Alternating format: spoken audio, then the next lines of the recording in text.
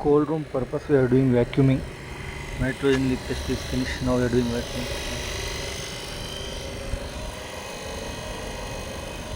They are connected one pipe for vacuum, and this is the one gauge. This is the one gauge. Now we will check the vacuum gauge.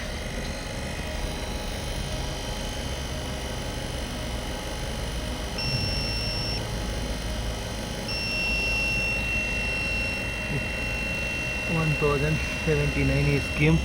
We need 500 microns. Now we are waiting for 3 hours is over. I think we need to wait another 1 hour. Yeah. This is the vacuum gauge. We need to wait another 1 hour.